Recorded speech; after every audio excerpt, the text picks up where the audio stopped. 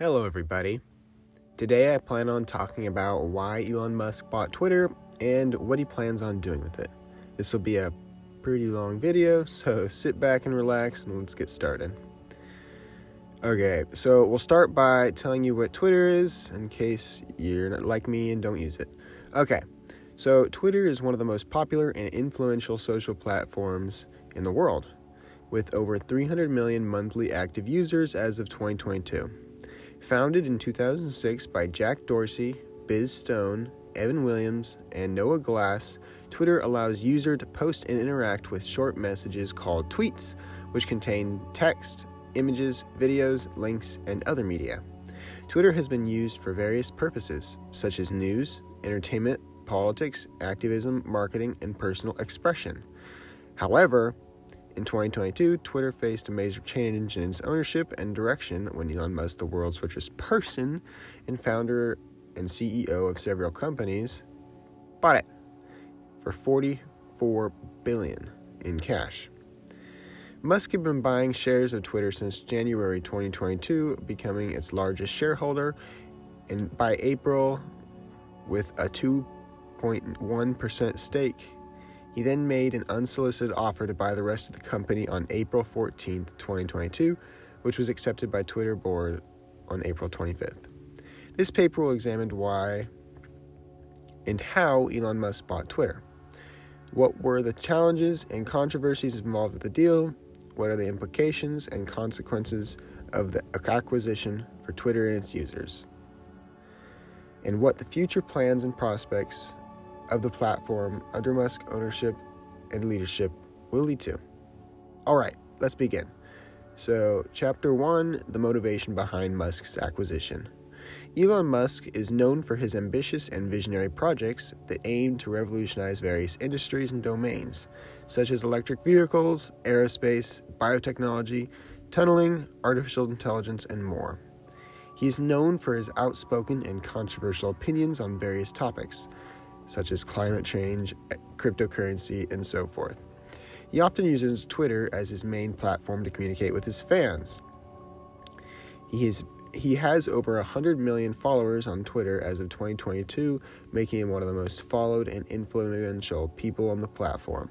However, Musk has also faced some challenges and conflicts with Twitter's management and policies over the years. He's been critical of Twitter's moderation practices, which he perceived as biased, inconsistent, and censoritious? That's a word? Well, they censored a lot. We'll just leave it there. He has also been involved in several legal disputes and controversies due to his tweets, such as his infamous funding secured tweet in 2018 that led to a lawsuit by the U.S. Securities and Exchange Commission for security fraud, or his tweet calling a British diver who helped rescue a Thai soccer team from a cave a pedo guy in 2018 that led to a defamation lawsuit by the driver. Which is kind of crazy. Why would you even do that? That guy was with the whole team, so I don't know what that was about. Okay, so Musk's motivation behind buying Twitter was partially driven by his dissatisfaction with the platform's current state and direction. He wanted to have more control over the platform's features, algorithms, policy, and culture. He wanted to make Twitter more transparent, open source, user-friendly, innovative, and free speech oriented. He also wanted to use Twitter as a tool to advance his own vision and mission for humanity's future. Some of the specific goals that Musk had for Twitter after acquiring it were to reverse bans on suspected users who were banned for expressing unpopular and controversial opinions of information, to combat spam bot accounts, to introduce new features and enhance the user experience and engagement, to make Twitter's algorithm open source so that users could understand how they work and how their feeds are affected, and finally to promote free speech and diversity of opinions on the platform. Alright, let's move to Chapter 2. The challenges and controversies of the deal. Musk's acquisition of Twitter was not a smooth or easy process. It faced several challenges and controversies from various stakeholders, such as Twitter's shareholders, employees, users, regulators, competitors, and critics. One of the main challenges was the valuation of Twitter. Musk offered $44 billion in cash, which was equivalent to $70 per share, a 25% premium over Twitter's closing price on April 13th. However, some analysts, and investors argued that this offer undervalued Twitter's potential and growth prospects. They pointed out that Twitter had a revenue of $4.4 billion and a net income of $1.1 billion in 2021, with a year-to-over-year growth of 28% and 56% respectively. Good Lord, I cannot read. They also noted that Twitter had a loyal and engaged user base, a strong brand recognition, and a unique position in the social media landscape. Some shareholder, what in the world? I cannot read right now. Some shareholders demanded a higher price or a stock swap deal instead of an all-cash deal. Another challenge was the regulatory approval of the deal.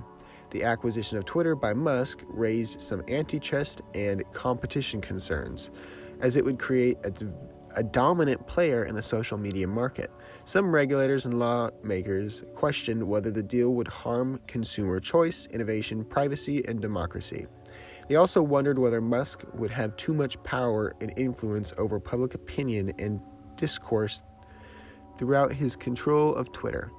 The deal had to undergo scrutiny and clearance from various regulatory agencies in different jurisdictions, such as the FTC, the DOJ, holy cow, there's a lot of, I'll just read out every single one of their names so not confusing. So there's the FTC, the U.S. Federal Trade Commission, the DOJ, the Department of Defense, the EC, the European Commission, and the UK Competition and Markets Authority, and more. A third challenge was Man, what the heck? I cannot read right now. A third challenge was the internal resistance from Twitter's employees and executives. Many of them were loyal to Jack Dorsey, who had been the CEO of Twitter since 2015, also from 2006 to 2008. Twitter was crazy. They also admired his vision and leadership for the company, and they feared that Musk would change the culture and values of Twitter. Some employees also disagreed with Musk's views and policies on various issues, such as free speech, moderation, cryptocurrency, climate change, etc. Some employees staged protests and walkouts to express their opinion on the deal. Some executives resigned or were fired by Musk after the deal was completed. A fourth challenge was the external backlash from Twitter's users and critics. Many users were unhappy with Musk's acquisition of Twitter, as they felt that it would compromise the integrity and independence of the platform. They worried that Musk would use Twitter to promote his own agenda and interests, or to silence and manipulate his critics and rivals. They also feared that Musk would introduce changes that would degrade the quality and functionality of the platform. Some users threatened to boycott or delete their account if the deal went through. Some critics accused Musk of being being a megalomaniac. That is a huge word. Holy cow. Sorry, I'm just kind of stupid. Okay. Some critics accused Musk of being a megalomaniac who wanted to control everything and everyone. These challenges and controversies created a lot of uncertainty and volatility. The heck's volatility? It's volatility. Good Lord, I need to learn how to read. These challenges and controversies created a lot of uncertainty and volatility for both Twitter and Musk during the acquisition process. The deal took over several months to finalize, during which time both parties faced legal battles, public scrutiny, media attention, shareholder pressure, employee unrest, user dissatisfaction, and competitor aggression. The deal was finally completed on October 1st, 2022, after overcoming all the hurdles that were thrown at him along the way. Good Lord. Chapter 3. The implications and consequences of the acquisition. Musk's acquisition of Twitter had significant implications and consequences for both Twitter and its users, as well as for the broader social media landscape and society. Some of these implications and consequences were positive, while others were negative or mixed. One of the positive implications was the increase in innovation and experimentation on the platform. Musk had brought his entrepreneurial,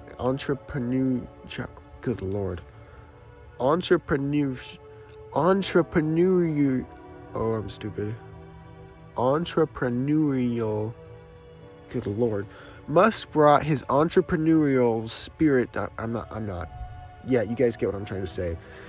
His spirit and creativity to Twitter, introducing new features and functionalities that enhanced user experience and engagement. Some of these features that Musk launched or announced were voice tweets. Users could record and share audio messages up to 140 seconds long, similar to podcasts or video notes. Video tweets. Users can record and share video messages up to 10 minutes long, similar to YouTube and TikTok. Live streaming. That's pretty obvious. They can just broadcast live video, and pretty much every other platform has it now, so yeah.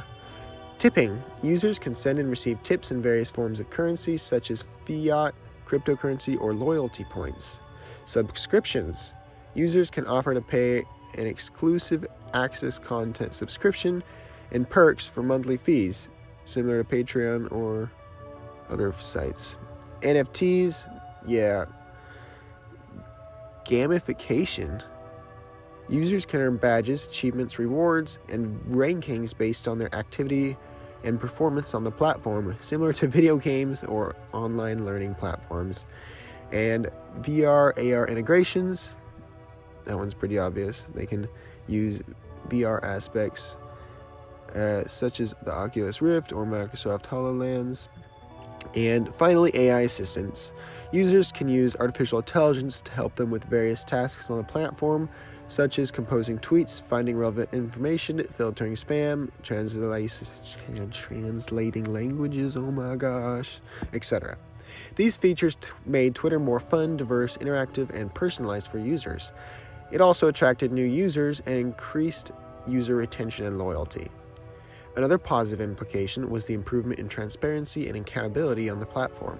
Musk made Twitter's algorithm open source so that users can understand how they work and how they affected their feed. He also created a public feedback system where users could rate and review the algorithm and suggest improvements or modifications. He also established an independent oversight board that consisted of experts and representatives from various fields and backgrounds who can review and challenge Twitter's decisions and policies on content moderation, privacy, security, etc. These measures increase trust and confidence among users and developers.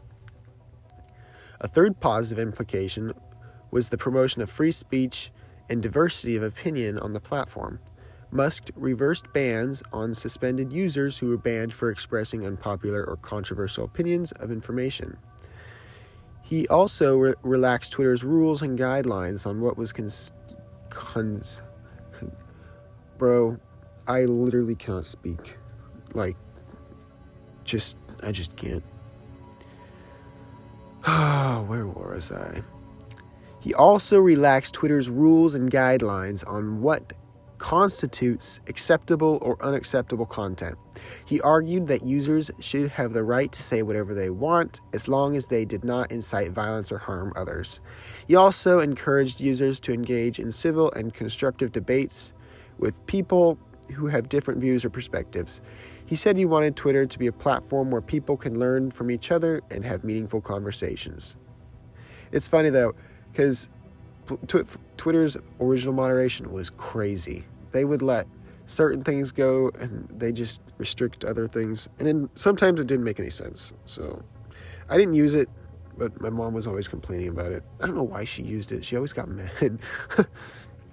Okay, so however, not all implications and consequences of Musk's acquisition of Twitter were positive. Some of them were found negative or mixed. One of the negative consequences was the increase in misinformation and disinformation on the platform. Musk's reversal of bans on suspected users allowed some users who were known for spreading false or misleading information to return to the platform. These users continued to spread misinformation and disinformation on various topics such as politics, health, science, etc., which could influence both public opinion and behavior. Another negative consequence was the decrease in quality and functionality of the platform.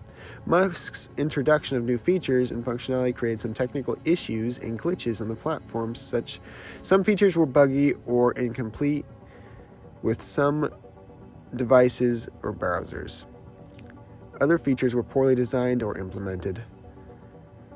Others were redundant or necessary, while some were just unpopular by the users. These issues